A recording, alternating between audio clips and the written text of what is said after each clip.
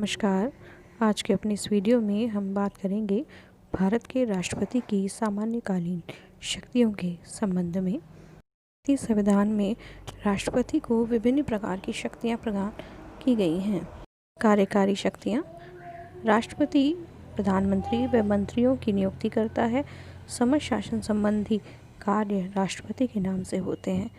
अनुच्छेद 76 के तहत राष्ट्रपति महान्यायवादी की नियुक्ति करता है। कैग, मुख्य चुनाव आयुक्त व अन्य चुनाव आयुक्त, राज्यपाल, यूपीएससी के अध्यक्ष व सदस्यों की नियुक्ति भी राष्ट्रपति ही करता है। राष्ट्रपति किसी भी क्षेत्र को अनुसूचित क्षेत्र घोषित कर सकता है। अनुच्छेद 344 के अनुसार राजभाषा आयोग का गठन भी राष्ट्रपति कर सकेगा।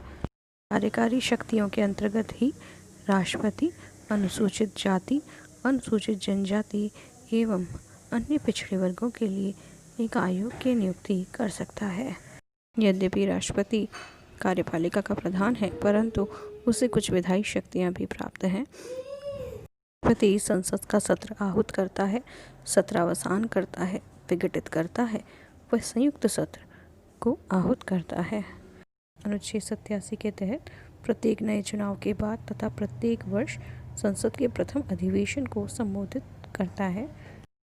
संसद में लंबित विधेयक पर संदेश भेज सकता है।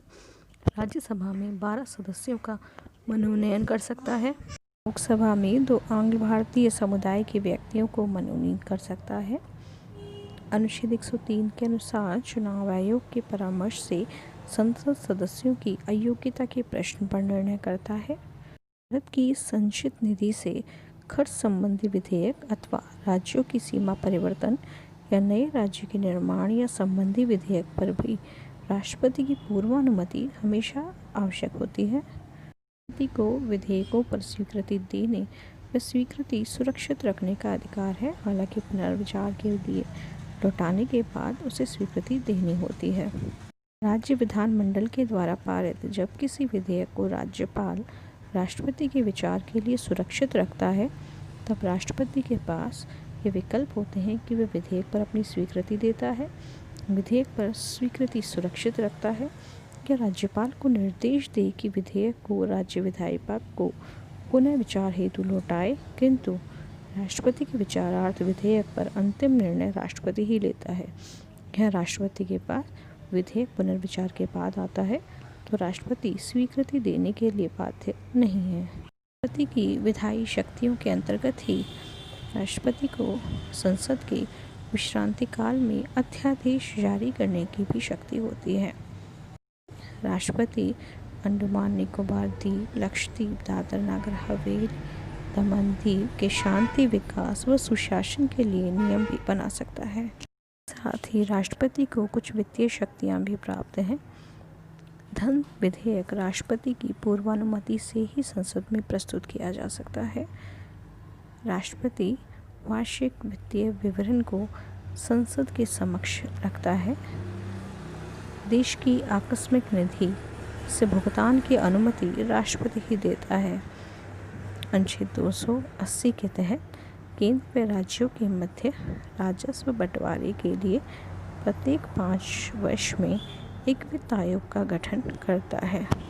राष्ट्रपति की न्यायिक शक्तियों के अंतर्गत राष्ट्रपति सुप्रीम कोर्ट के मुख्य न्यायाधीश, न्यायाधीश व उच्च न्यायालय के न्यायाधीशों की नियुक्ति करता है। राष्ट्रपति उच्चतम न्यायालय से किसी विधि या तथ्य पर सलाह ले सकता है, परंतु उच्चतम न्यायालय की सलाह राष्ट्रपति पर बाध्यकारी नहीं है।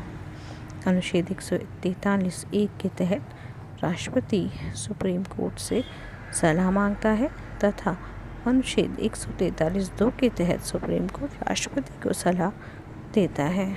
इसके अतिरिक्त राष्ट्रपति के पास वीटो की शक्ति भी होती है। अनुच्छेद 111 के तहत जब कोई विधेयक पारित होने के बाद राष्ट्रपति के पास आता है तो राष्ट्रपति के पास 3 विकल्प होते हैं। वह विधेयक पर अपनी स्वीकृति दे सकता है, विधेयक पर अपनी स्वीकृति सुरक्षित रख सकता है या विधेयक को संसद के पुनर्विचार के लिए लौटा सकता है। वीटो के प्रकार के बारे में हम भारत में चर्चा करें तो जेबी वीटो। राष्ट्रपति इस वीटो में न तो सहमति देता है और न ही असहमति देता है। 1986 में राष्ट्रपति ज्ञानी जैल सिंह ने भारतीय डाक अधिनियम के संदर्भ में इस वीटो का प्रयोग किया था। दूसरा, निलंबकारी वीटो। पुनर्विचार के लिए लौटाकर राष्ट्रपति किसी विधेयक के पारित होने में निलंबन कर सकता है। तीसरा, आत्यांतिक वीटो। इस वीटो का प्रयोग तब होता है जब राष्ट्रपति ने किसी विधेयक को रोक रखा है और इसी दौरान लोकसभा भंग हो जाती है और नई लोकसभा के चुनाव के बाद निर्मित सरकार पूर्ववर्ती सरकार के विधेयक को निरस्त करने की सलाह राष्ट्रपति को देती है। यहाँ एक तथ्य यह है कि 24वें संविधान संशोधन 1971 के तहत संविधान संशोधन विधेयक के मामले में राष्ट्रपति को किसी भी तरह के वीटो का अधिकार प्राप्त नहीं है। इस प्रकार आज के अपने इस वीडियो में हमने भारतीय राष्ट्रपति की सामान्यकालीन शक्तियों पर चर्चा की। अगले वीडियो में भारतीय राष्ट्रपति की आपातकालीन शक्तियों पर चर्चा करेंगे। धन्यवाद।